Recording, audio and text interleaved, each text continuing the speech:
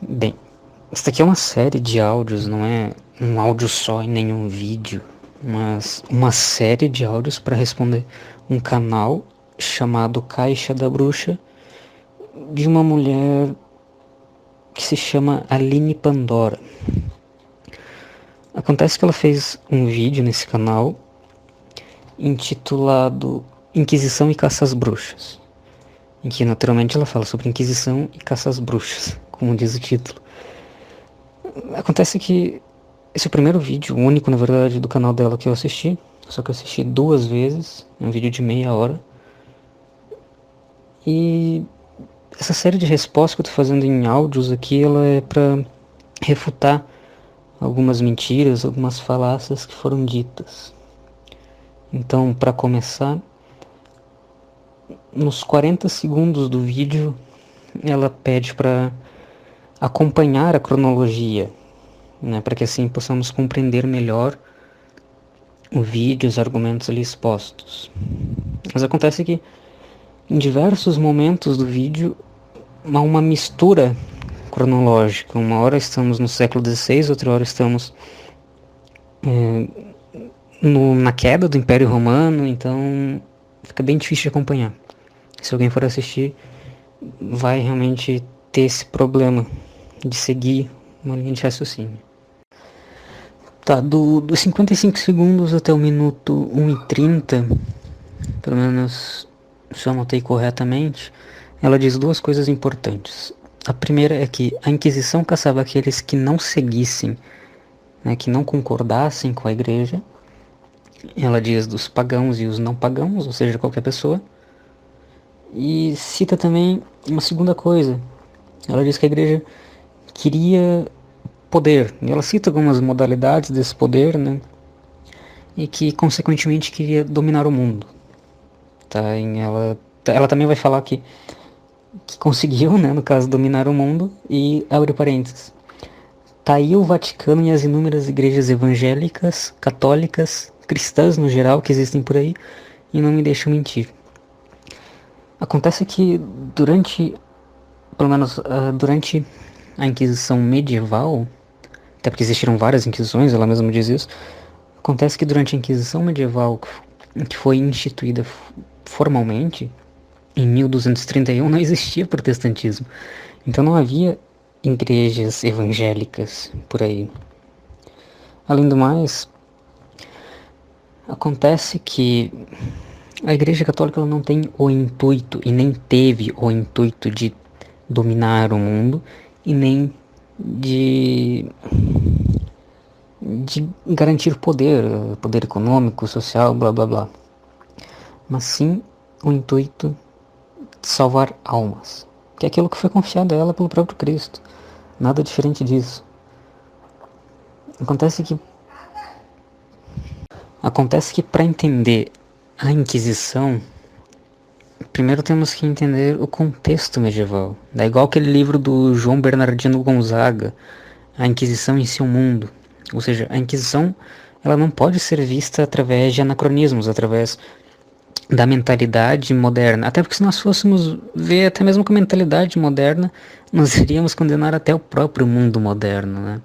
Que, diga-se de passagem, é muito mais cruel do que qualquer inquisição, ou do que todas as inquisições somadas, uma vez que o mundo moderno é um mundo que permite aborto, né? Em compensação, nessa época da Inquisição a gente não iria ver uma barbaridade dessas, menos ainda ser considerado como um direito de liberdade das pessoas, né? Mas sim como um assassinato, que é o que o aborto é.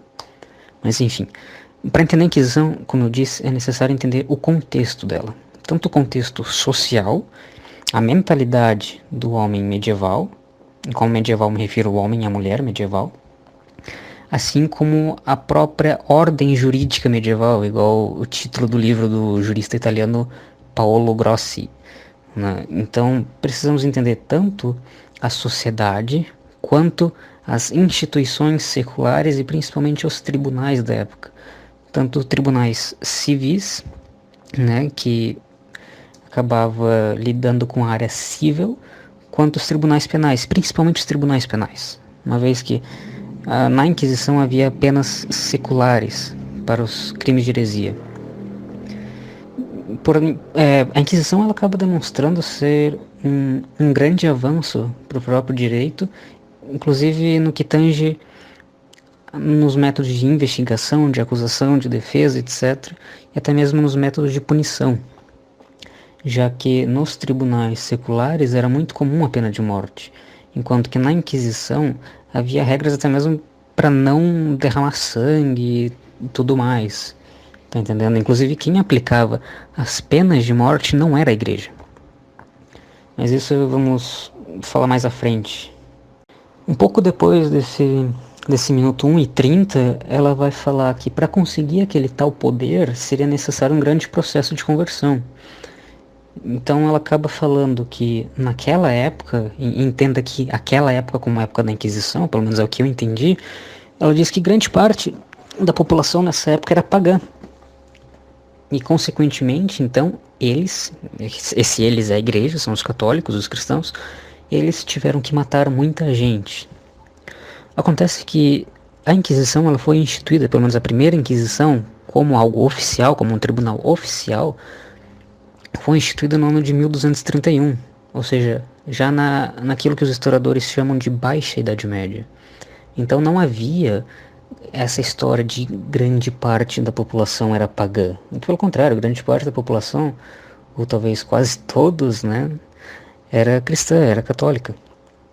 Os pagãos eles já tinham sido convertidos, e não através de um processo sanguinolento ou violento de qualquer forma, né, mas sim convertidos, até porque se nós pegarmos o livro do Daniel Hobbes, A Igreja dos Apóstolos e dos Mártires, ele diz uma coisa muito interessante, salvo engano parafraseando Orígenes ou Tertuliano, não lembro certo, que é: o sangue dos mártires é a semente para novos cristãos, né? Ou seja, justamente o contrário do que ela afirma. É o sangue dos cristãos que ajudou na conversão e não o sangue dos pagãos. Mais tarde ela acaba falando uma coisa certa, ela diz que a Inquisição não foi um evento singular, né, que ela ocorreu em épocas e locais diferentes. Daí ela diz que durou 6 séculos, diz que o número de mortes se perde e tal. Mas enfim, uma coisa ela tá certa, a Inquisição ela não foi una, né?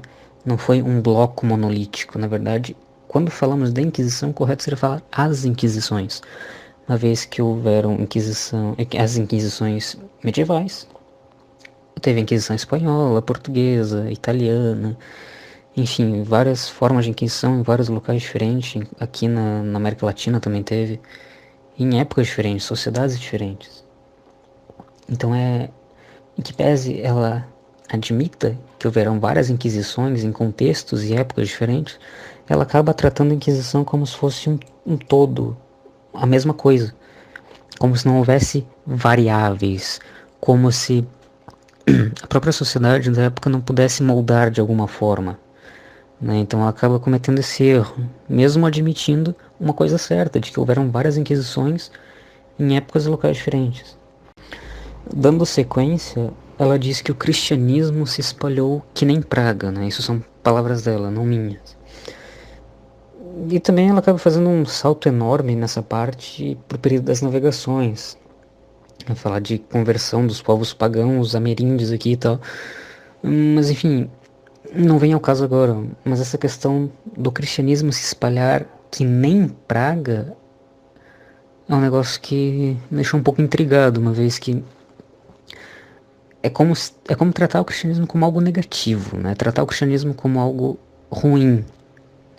Até porque, uma vez que a assinada do vídeo se considera uma bruxa, creio eu que as crianças dela sejam, no mínimo, pagãs, né? Porém, acontece que o cristianismo, ele se espalhou, para usar esse termo dela, porque muitas pessoas foram evangelizar. Os próprios apóstolos foram evangelizar. E esses apóstolos deixaram comunidades. E essas comunidades sucessoras dos apóstolos, elas foram continuando esse trabalho. E os apóstolos viajaram para todo quanto é canto do mundo naquela época. Eles se aproveitaram, não no mau sentido, né, mas utilizaram Eles valeram-se do sistema de estradas do Império Romano, que era muito bom, por sinal, pelo menos para a época, né? Se comparar com as estradas do Brasil também. Então os apóstolos eles utilizaram essas estradas, assim como muitos outros que saíram para evangelizar. Nós pegamos, por exemplo, grandes evangelizadores, São Patrício, por exemplo, que evangelizou a Irlanda e etc. Né? Muitos foram evangelizar os povos bárbaros no norte da Europa, muitos foram mortos por conta disso pelos tais pagãos bonzinhos, né? Mas uma forma que eu citei anteriormente, que foi muito eficaz para a conversão, principalmente dos romanos da época, os pagãos romanos, foi o fato dos martírios cristãos. Não é aquela frase que eu citei: o sangue dos mártires é semente para novos cristãos. E por quê? Por diversos motivos. Um deles é que essa nova fé, chamada fé cristã, essa fé católica, né, porque temos que reconhecer que o cristianismo primitivo era católico, essa nova fé, ela despertava um interesse muito grande em alguns pagãos da época. Tanto pela forma como os cristãos agiam, tanto na sociedade quanto entre eles, como também a forma que eles morriam, né? Eles não abdicavam da própria fé. Eles morriam e na hora da morte eles demonstravam uma fé muito grande, um amor muito grande por Cristo e por aquilo que eles criam. Então isso acabou intrigando os pagãos. Alguns foram pesquisar a respeito dessa nova fé e acabaram se convertendo. Outros, inclusive, se convertiam na mesma hora. Eles estavam lá presenciando o martírio de alguém. E impressionado com aquilo, ele se convertia na hora e morria na hora ali junto mesmo, né? É um negócio interessante. Mais tarde ela cita também que os pagãos eram vistos como criminosos pela igreja e por isso eram caçados, condenados e mortos, o que não é verdade. Os pagãos eles eram vistos como pessoas com uma fé errada, uma fé muitas vezes supersticiosa, e pessoas que poderiam ser salvas, uma vez que poderiam ser convertidas para a fé cristã, que é a verdadeira fé. Né? Então, não fazia sentido, não faz sentido essa ideia que ela quer passar de uma igreja perseguidora, que converteu com base na perseguição. Primeiro porque não havia poder da igreja, não havia capacidade logística nem nada do gênero. Esses povos, como eu disse, foram convertidos através do exemplo e da evangelização. Inclusive muitos pagãos lá do norte da Europa, esses povos germânicos, eles foram convertidos com uma visão herética do cristianismo. Até deu umas confusões lá mais tarde, porque esses pagãos eles foram convertidos para um cristianismo ariano, né? Um cristianismo que seguia a heresia ariana. Mas enfim, né? Eles não foram convertidos por violência e tal, muito pelo contrário, né? E daí então ela acaba citando aquele livro do Maleus Maleficarum. Isso é bem comum, essa citação. Qualquer pessoa que seja detratora tanto da igreja quanto da Inquisição, ela eventualmente vai citar esse livro. Né? Então ela acaba falando que foi aprovado pelo Papa e tal. Acontece que o Papa Inocêncio VIII, se não me engano é esse o Papa, ele acabou comprando, né, a versão contada por aqueles dois malucos que escreveram esse livro. Só que esse livro, mesmo nessa época em que o Papa acabou comprando a história dos caras, ele já era desacreditado entre o próprio clero. Né? Os bispos, os sacerdotes, etc., já desacreditavam desse livro. Inclusive, ele foi totalmente recusado. Né? Inclusive foi recusado pelo próprio bispo que encomendou o livro.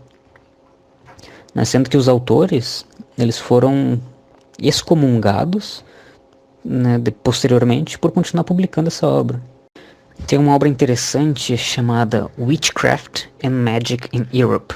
Trata-se do volume 3, em que vai falar a respeito da história da bruxaria e da magia na Europa. E esse volume 3 ele fala da Idade Média.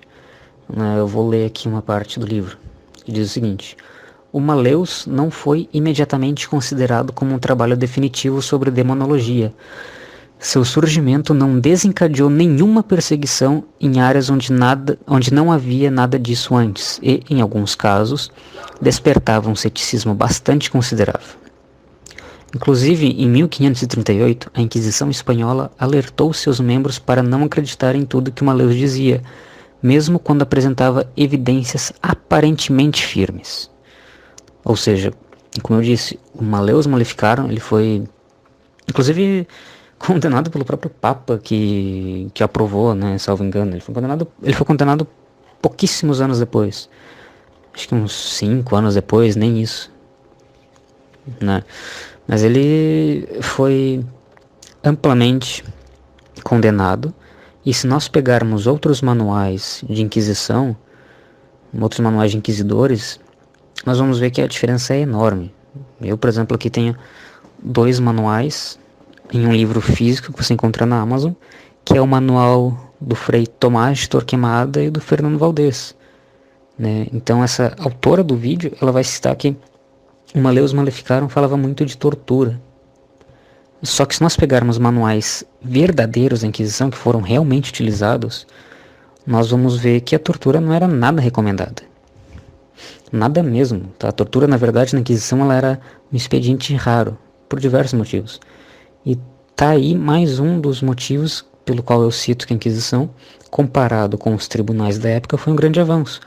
Porque foi através da Inquisição que houve uma abolição gradativa no que tange as penas de tortura.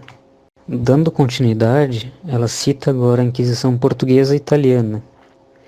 Ela diz também que qualquer um poderia se tornar alvo da Inquisição, principalmente os cientistas, filósofos e o que ela diz, pessoas inteligentes que pensavam diferente.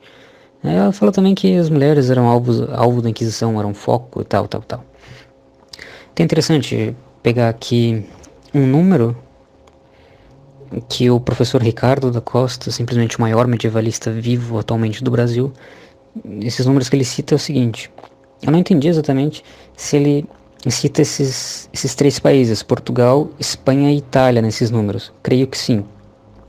Mas ele diz o seguinte: os 20.000 processos movidos contra bruxas tiveram um percentual ínfimo de condenação. Em Portugal, 4 mulheres foram queimadas. Na Espanha, 59. Na Itália, 36. Ou seja, já cai por terra aquela falácia de números enormes de mortes e pessoas perseguidas e blá blá blá. Como eu disse, a Inquisição, ela trouxe diversos avanços, inclusive no que tange a pena de morte, já que a pena de morte na Inquisição ela era rara, tá? Ela era relativamente rara. Era cerca de 1% dos casos em que haveria pena de morte, 1, 2, 3%, ficava mais ou menos por aí. Temos aqui, por exemplo, na Inquisição Espanhola, não lembro se foi a Inquisição Espanhola inteira ou um determinado período ali de 1 século e pouco, alguma coisa assim.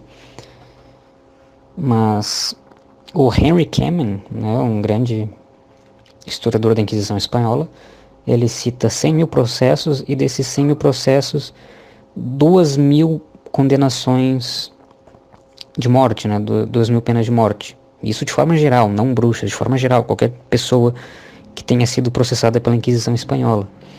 E olha que a Inquisição Espanhola, em diversos momentos, demonstrou extremamente problemática, uma vez que ela foi criada não com o mesmo intuito da Inquisição medieval, não da mesma forma, mas sim por pressões dos reis católicos da Espanha. Então ela acabou sendo mais uma... Em alguns momentos ela acabou sendo mais como uma instituição do próprio Estado, não da Igreja, né? Então a Inquisição Espanhola não é parâmetro nesse sentido.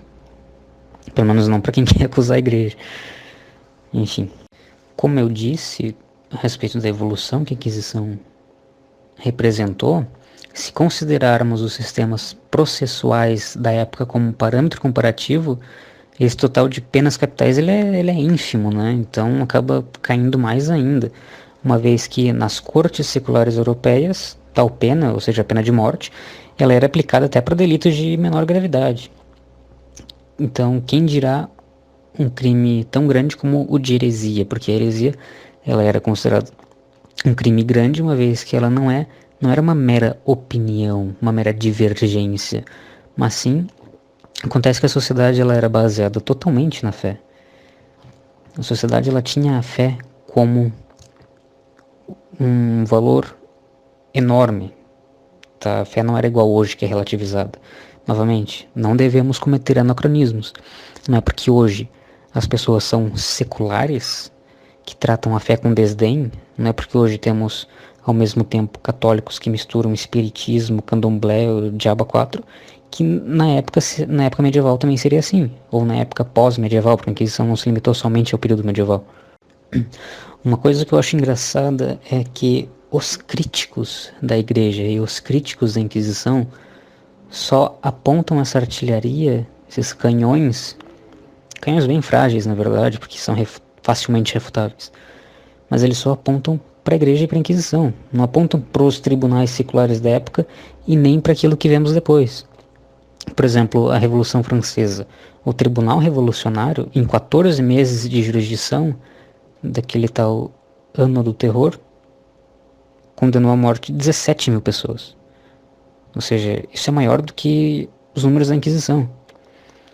Inclusive, no mundo protestante, a caça às bruxas, que diga-se de passagem era um fenômeno protestante majoritariamente, e também pagão, né? No mundo protestante, durante o mesmo período de vigência da Inquisição na Europa, 100 mil mulheres foram processadas por bruxaria, né, neste mundo protestante, nos países protestantes, e mais da metade delas foi executada, sendo que 25 mil só na Alemanha.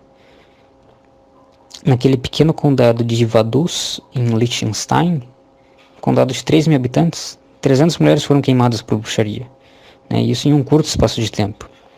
Então foi infinitamente mais do que o número das supostas bruxas queimadas nos 3 principais países católicos da Europa juntos ao longo de 400 anos. Só que disso a gente não vê ninguém falar. Por quê? Porque os alvos sempre serão os católicos, sempre será a igreja. Um ponto importante a respeito das perseguições que aconteciam no mundo protestante é aquilo que o historiador protestante, diga-se de passagem, o tal do William Colbert, né? Ele tem uma obra a respeito da história da reforma protestante na Irlanda e na Inglaterra, e quando ele fala a respeito da reforma na Inglaterra, ele cita a rainha Isabel I, né, filha de Henrique VIII, e as perseguições que ela fazia, ela, o pai dela, enfim. E uma das coisas interessantes a respeito das perseguições da rainha Isabel ou Elizabeth é um modo de punição que ela aplicava. Então, isso tudo contemporâneo à Inquisição, só que em lugares diferentes, né, naturalmente. Isso na Inglaterra, enquanto a Inquisição nessa época ela estava mais no sul da Europa, mais ali na Península Ibérica e tal. Então, esse historiador protestante, William Colbert, ele cita um método preferido de punição da rainha Isabel I, que era literalmente arrancar as entranhas dos inimigos dela. Esses inimigos muitas vezes eram católicos e por serem católicos, e isso com a pessoa viva, né? Então ela eventualmente ia morrer. Ou seja, um método muito cruel mesmo, de matar alguém. Você arranca as entranhas da pessoa enquanto ela está viva. Isso a gente não via na Inquisição, muito pelo contrário. A Inquisição, inclusive, havia regras, isso até antes da Inquisição, graças à própria igreja, regras de não derramamento de sangue. A igreja já tentava mudar a questão jurídica da época com essa questão do não derramamento de sangue, e isso permaneceu na Inquisição. É interessante notar que a autora do vídeo diz para pesquisarmos no Google métodos de tortura da Inquisição, só que acontece que no Google tem muitos métodos que nem sequer foram utilizados na Inquisição. Métodos muitas vezes que nem sequer era método de tortura medieval, nem nada do gênero, mas sim obras de arte. Por exemplo, aquela tal de Iron Maiden, né? Dama de Ferro. Aquilo nunca foi utilizado na Inquisição. Os métodos de tortura na Inquisição consistiam em 3. Infelizmente não lembro o nome, mas eles não tinham nada a ver com esses métodos de cadeira com espinhos, de desmembrar as pessoas ou qualquer outra coisa do gênero. Ela consistia em 3, o que também já era um avanço para o direito da época, como eu citei. Uma coisa interessante é que ela, como eu citei há uns áudios atrás, é que ela disse que qualquer um poderia se tornar alvo da Inquisição, principalmente os cientistas, o que não é verdade. Tá aí mais um mito de que a igreja supostamente teria sido anticientífica, quando na verdade a igreja, até a ascensão dos estados modernos com seus institutos de pesquisa, como por exemplo a NASA, ITA, etc, sei lá o que, a igreja foi quem mais financiou pesquisas científicas. Muitos membros do clero foram cientistas, né? Desses membros do clero nós temos padres, temos diáconos, enfim, várias pessoas. Até quem já foi papa, se eu não me engano, foi um grande cientista. Tem um livro muito interessante, bem pequenininho, chamado Cientistas de Batina, né, que ele cita um pouco a respeito disso. Inclusive tem um historiador da ciência chamado John Heilbron, em que ele tem um livro a respeito das catedrais, né, as catedrais da igreja, que eram utilizadas como observatórios, né? Inclusive os observatórios eram as catedrais, né? É interessante isso. E observatórios solares, inclusive, né? Então, não era pouca coisa. Tem uma coisa interessante que ela diz, que também não é verdade, né? Caso contrário, não teria gravando isso daqui, que é, como ela disse que com o tempo se tornou muito fácil acusar alguém, porque a igreja aceitava investigar e interrogar todo mundo. Ela diz inclusive que as pessoas levavam questões pessoais para a Inquisição. E ela cita como exemplo brigas de terra, né? Inclusive ela disse que os critérios da Inquisição eram corruptos. Só que isso não é verdade. Não era fácil você acusar alguém e essa pessoa ser levada para o tribunal da Inquisição. Havia um critério de acusação. Naturalmente, essa pessoa seria investigada, e isso por si só já demonstra. Ela mesma já se refuta, porque o simples fato de haver investigação demonstra, no mínimo, uma certa presunção de inocência, né? Mas agora, voltando à questão de cada um acusar o outro. Não. Primeiro porque haviam critérios para que fossem aceitos, e essa pessoa teria de provar que a outra foi autora, né, de crimes de heresia. Inclusive, ela cita que ninguém conseguia se defender. Isso é uma mentira, tá? Primeiro porque as pessoas elas poderiam constituir defensores, e se elas não tivessem condições de constituir um defensor, de pagar um defensor, a própria Inquisição, o próprio tribunal iria conceder um para eles. Seria muito semelhante, não exatamente ao que nós temos hoje como defensoria pública, seria mais uma espécie de defensoria dativa, né? Além do mais, você tinha a possibilidade de recorrer. Você poderia recorrer ao Papa, por exemplo. Então, muitos julgamentos na Inquisição eles eram extremamente demorados. Justamente por isso. Uma questão logística e porque muitas pessoas recorriam, tá? Então, essa questão de não ser possível se defender é uma mentira. Ela inclusive disse que havia testemunhas contra você e você não podia ter testemunhas a seu favor, que também é uma mentira. Primeiro porque havia um critério muito rigoroso a respeito das testemunhas. Só eram aceitas testemunhas ilibadas, testemunhas que não teriam algo contra aquele réu, teoricamente falando. Então essa questão dos atritos pessoais já cai por terra na própria questão das testemunhas. Segundo que você poderia sim constituir a seu favor testemunhas também, né? Então, além de você poder se defender, você poderia também arrolar testemunhas a seu favor. Novamente, mais uma mentira. Nessa questão, recomendo aquele livro do padre, acho que é padre, não, tal de Joseph Bernard, né? Aquele chamado A Inquisição, a história de uma instituição controvertida. Recomendo esse porque ele é um livro bem pequeno e em algum momento ele acaba tratando sobre isso. Mais pra frente que ela acaba citando a tortura, mas a respeito disso eu já comentei que os métodos de tortura eles eram extremamente limitados, sem contar que havia algumas regras para tortura. Dentre elas não poder derramar sangue, como eu citei, o que já cai por terra diversos instrumentos falsamente atribuídos à Inquisição. Sem contar também na questão dos períodos. Uma pessoa não podia ser torturada mais de uma vez e havia inclusive regras no que tange ao tempo que essa tortura ia durar. Então, novamente, mais uma mentira. Inclusive as torturas eram raras. Elas nem sequer eram recomendadas pelos inquisidores. Até mesmo o Frei Tomás de Torquemada, que muitos citam como um dos inquisidores mais cruéis de todos os tempos e blá blá blá, ele mesmo no seu manual ele não recomenda a tortura.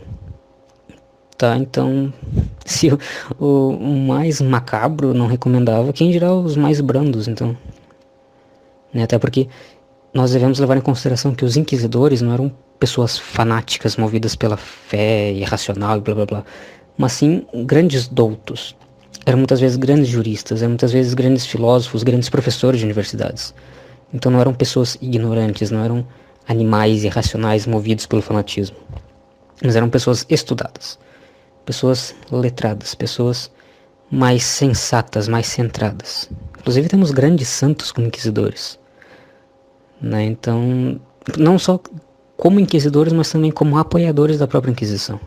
Mais pra frente que ela acaba citando a tortura, mas a respeito disso eu já comentei que os métodos de tortura eles eram extremamente limitados, sem contar que havia algumas regras para tortura.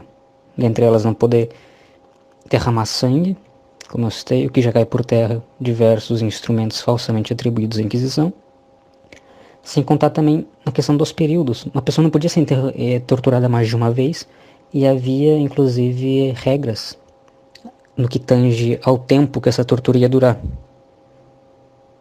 Então, novamente, mais uma mentira. Inclusive as torturas eram raras. Elas nem sequer eram recomendadas pelos inquisidores. Até mesmo o Frei Tomás de Torquemada, que muitos citam como um dos inquisidores mais cruéis de todos os tempos e blá blá blá, ele mesmo no seu manual ele não recomenda a tortura. Tá, então, se o mais macabro não recomendava, quem dirá os mais brandos, então. Né? Até porque nós devemos levar em consideração que os inquisidores não eram pessoas fanáticas movidas pela fé irracional e blá blá blá, mas sim grandes doutos.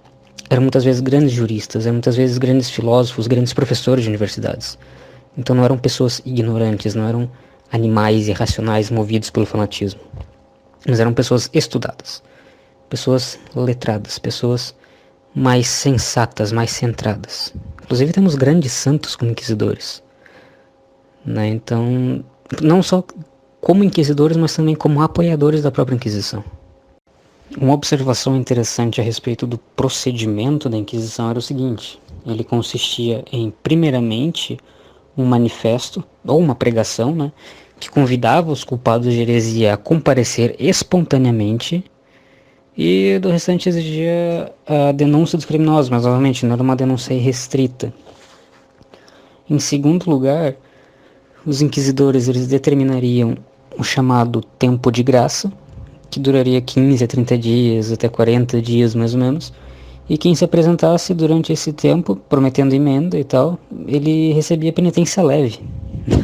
Então essa questão de igreja perseguidora e blá blá blá não tem nada a ver. Não é à toa que alguns historiadores até chamam a Inquisição de um tribunal de misericórdia.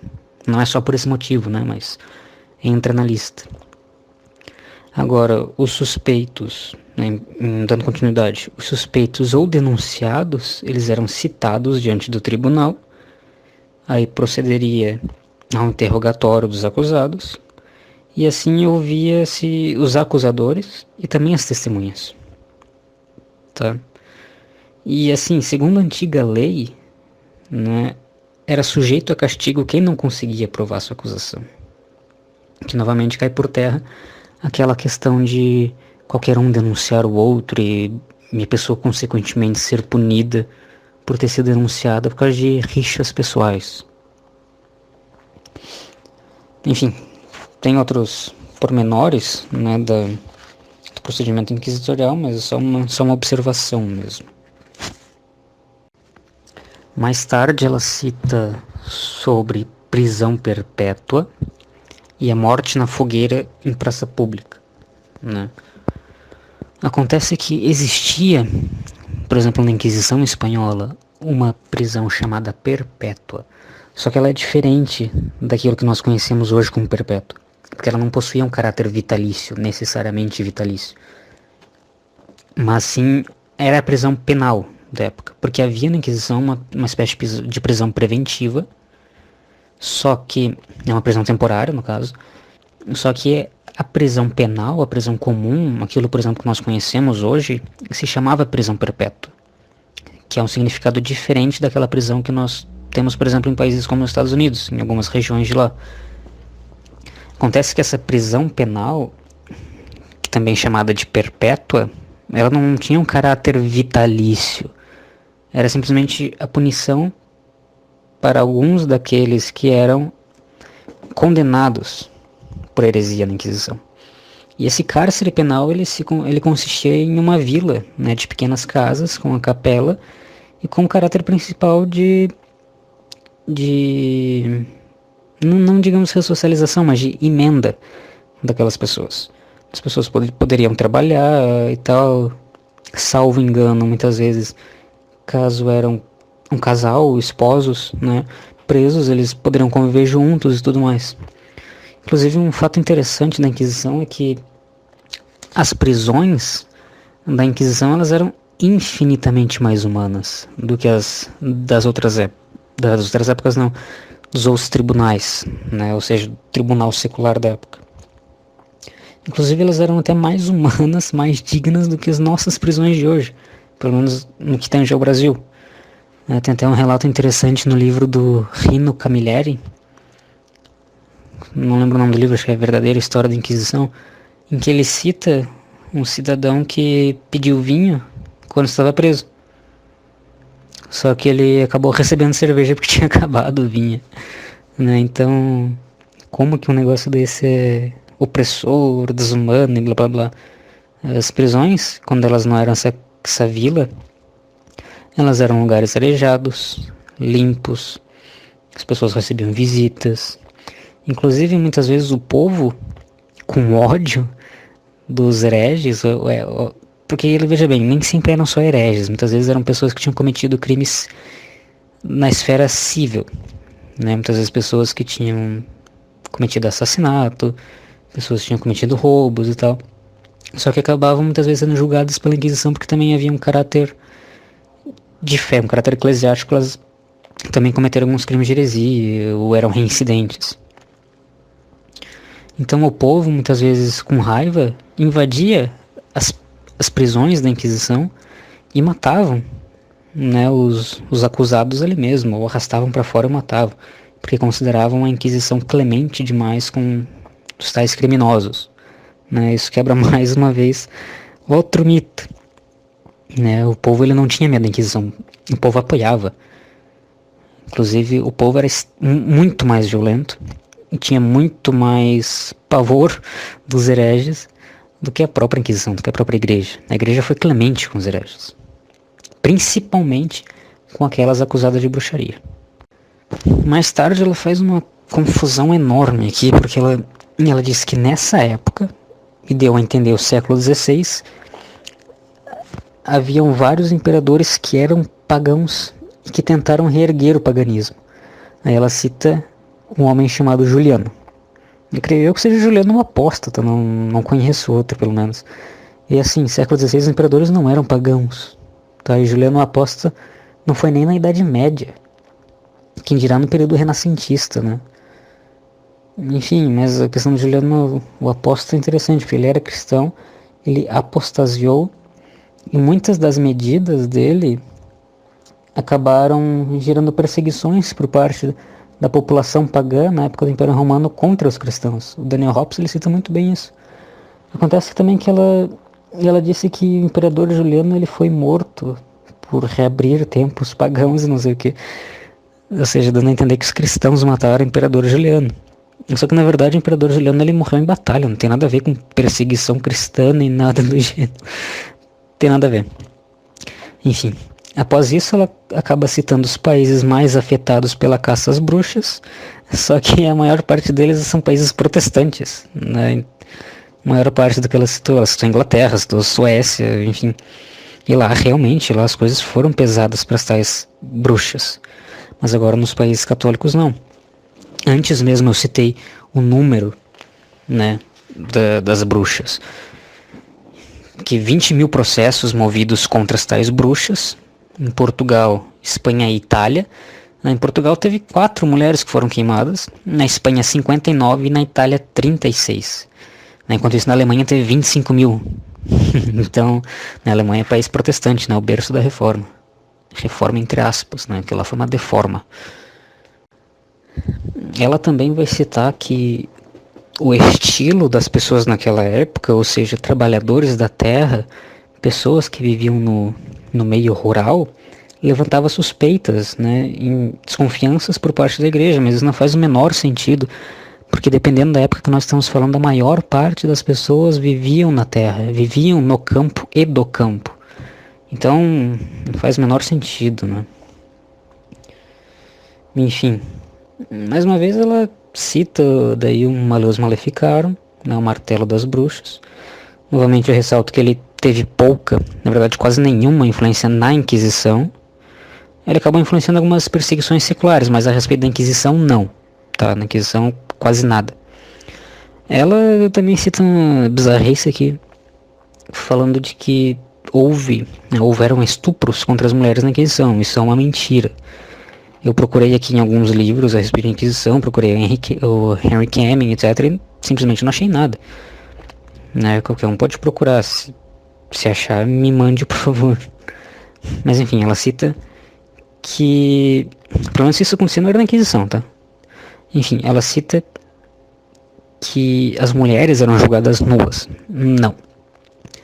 As mulheres não eram julgadas nuas. Na verdade, as pessoas muitas vezes, na parte da tal tortura, elas eram retiradas um pouco das suas roupas, elas ficavam só com a vestimenta mínima, mas isso não era só para mulheres, isso era também para homens. Né? Inclusive os abusos nesse sentido de roupa e blá blá blá, eles eram perpetuados não pelos inquisidores, mas sim pelos seus subordinados, né? Ou seja, o inquisidor ele não estava lá presente, então o subordinado ele simplesmente se abusava, ele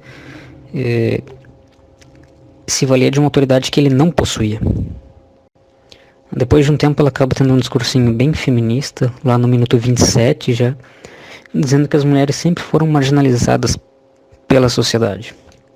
Que ela citou vários estereótipos negativos, né, a respeito das mulheres, e diz que isso sempre foi colocado pela própria igreja, o que é uma mentira.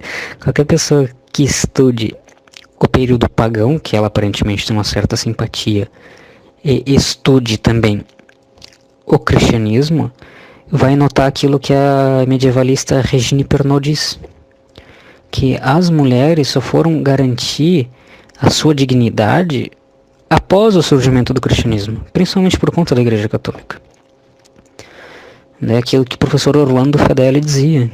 As mulheres no mundo antigo, elas sim eram tratadas como objetos, enquanto no cristianismo elas foram dadas a dignidade que merecem. Né? Inclusive, o ser mais perfeito da criação de Deus para a teologia católica é a própria Virgem Maria. Dando continuidade, ela diz que algumas crenças pagãs foram transformadas pelo cristianismo, algumas incorporadas e outras demonizadas. Ela diz que as divindades se transformaram em santas e santos, como por exemplo Brigitte se transformou em Santa Brígida. Mas, enfim, responder isso. Primeiro que algumas festividades, etc., foram cristianizadas no sentido pedagógico. Ou seja, o cristianismo viu em algumas festividades pagãs algumas coisas que poderiam ser aproveitadas para converter esses povos, né, assim como outros não tinham o menor sentido, porque não se encaixavam na fé cristã nem mesmo para fins de evangelização. Então foram abolidos, não necessariamente demonizados. Mas agora essa questão de divindades que se transformaram em santos, isso simplesmente não existe. Tá? Os santos, eles foram pessoas reais, pessoas de carne que existiram. Santos muitas vezes deixaram escritos, enfim, relíquias dos santos. E Santa Brígida não é uma invenção baseada numa Brigitte, deusa celta, mas sim uma santa que realmente existiu e viveu na Suécia, né? Então não tem nada a ver uma coisa com a outra. Isso não faz o menor sentido, isso parece até argumento de neo-ateu que diz que Cristo é cópia de Shiva, sei lá mais o que. Isso não faz sentido. Simplesmente falso. Algumas considerações finais a respeito dos áudios. Uma coisa interessante é que a bruxaria, ela não foi, pelo menos a crença na bruxaria, assim como a caça às bruxas, não é algo católico. É um fenômeno principalmente protestante. Protestante e pagão. Principalmente pagão. Né? Mas agora, em relação à Europa, Idade Média... Idade Média não, Renascença, né? Século XVI em diante, isso é principalmente protestante. Só que tem origens pagãs. Se nós pegarmos, por exemplo, os povos bárbaros, muitas pessoas, milhares, foram mortas, queimadas, por terem sido acusadas de bruxa. Inclusive havia as tais provas irracionais, né, ou ordalhas. E o historiador do direito John Gilson, talvez o maior historiador do direito que tenha existido, um dos maiores, ele diz que quem aboliu as ordalhas foi justamente a igreja. E isso foi antes da própria Inquisição. No que consistia as ordalhas? As ordalhas basicamente eram provas irracionais, como por exemplo, vamos mergulhar essa pessoa, se ela escapar, ela é bruxa, se ela não escapar, ela é inocente. Tá? Isso não era algo católico, isso não era algo da Inquisição. Era algo dos pagãos e que foi abolido pela própria igreja. Agora, no que tange a pena da fogueira, eu já vi alguns dizerem que era algo comum na Idade Média, pelo poder secular. Eu já vi alguns dizerem que não era tão comum, porém se tornou a partir do século XII, salvo engano, com a volta do direito romano. Quanto a isso eu teria que dar uma pesquisada a mais. Porém, a igreja não inovou nesse sentido de trazer a fogueira. A fogueira já existia e ela estava sendo usada naquele período da Inquisição pelos tribunais seculares. E não era a igreja quem decretava a pena de morte. Não era a Inquisição, era o próprio Estado. Uma vez que muitos dos réus que eram julgados pela Inquisição, eles muitas vezes eram reincidentes em alguns crimes. Crimes comuns, inclusive, como homicídio, roubo e tal. E a igreja tentava converter, tentava, entre aspas, ressocializar essas pessoas. Não ressocializar no sentido moderno, mas em trazer de volta para a fé verdadeira. E essas pessoas, muitas vezes, quando não tinha mais o que fazer, quando elas insistiam e persistiam no erro e no crime, porque muitas vezes não tinham cometido crimes civis, né, como eu falei, o Tribunal da Inquisição ele relaxava ao braço secular, o que significa basicamente dizer: Estado, a gente tentou, mas agora tá aí, tu faz o que quiser, tu aplica a pena que você achar melhor. E pelo direito penal da época, geralmente essa pena que achar melhor era a pena capital, né? E basicamente era pena na fogueira, né? Mas acontece que nem todo mundo morreu na fogueira. Explico. Muitas dessas mortes na fogueira eram mortes simbólicas. Ou seja, era queimado em efígie, era uma espécie de boneco, digamos assim, representando tal pessoa. Então nem sequer pessoas reais foram mortas, em alguns casos. Porém, também, algumas das mortes, quando a pessoa já tinha sido condenada, porém ela demonstrava arrependimento, ela não era morta na fogueira. né? O Joseph Bernard, ele cita que muitas eram mortas antes, de outra maneira, e posteriormente o seu corpo era queimado. E essa questão de queimar na fogueira não era algo público, não era um festival igual acontecia no período pagão, período romano, por exemplo, em que as pessoas eram jogadas para os leões dentro do Coliseu para a população romana assistir. Geralmente era fora da cidade em que acontecia essas execuções, só que claro, naturalmente ia ter uma pessoa ou outra, ou muitas, dependendo, que iria lá para assistir, mas não era algo, pelo menos não rotineiramente, não era algo rotineiro, né, essa questão de as pessoas presenciarem as execuções. Mais curiosos mesmo, pelo menos na Inquisição Espanhola, que iam lá para assistir fora da cidade. Mas enfim, a Inquisição ela tem que ser compreendida dentro do seu contexto, né? Nós não podemos cometer erros de análise historiográfica em ver a Inquisição com os olhos modernos, né? Existem muitos mitos, muitas mentiras, muitas invenções a respeito da Inquisição, da Idade Média, da própria história da Igreja de uma forma geral. Só que também há um problema com aqueles que querem estudar a Inquisição de maneira sentimental. Tanto partindo sob uma ótica anticatólica, quanto aqueles católicos que querem partir de um pressuposto de que tudo de negativo é mentira. Não, nem tudo de negativo é mentira. Lógico, aquilo de negativo que de fato ocorreu não se compara com o mito que se foi criado, né, a tal leyenda negra. Mas ocorreu sim coisas negativas. Tanto por parte de alguns clérigos, né, quanto pelo poder secular, pelas próprias limitações da época, enfim. Ela tem que ser compreendida no seu contexto. E acontece que nesse contexto, a Inquisição, se comparada com o tribunal secular da época, ela representou sim grandes avanços. Inclusive, um historiador que fez... Não é historiador, ele é um jurista brasileiro, mas ele compilou 2 manuais de inquisidores. Ele disse que, olha, a Inquisição ela trouxe diversos avanços. Dentre eles, a gente vê lá o nascimento daquilo que conhecemos como Ministério Público hoje em dia.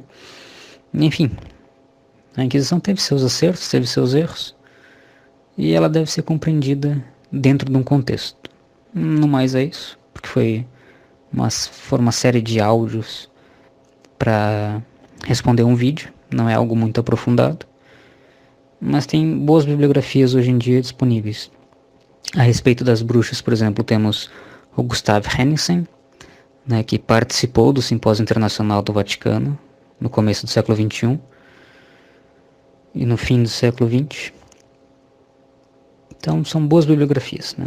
A gente tem que se basear em boas bibliografias, em fontes primárias, e não em mitos de anticatólicos e nem em visões apaixonadas sentimentalistas de católicos, né, que querem negar tudo de ruim e transformar a Inquisição num paraíso na Terra. Enfim. Houve erros, houve acertos, e tem de ser compreendido dentro do seu tempo. Enfim, não mais é isso. Obrigado.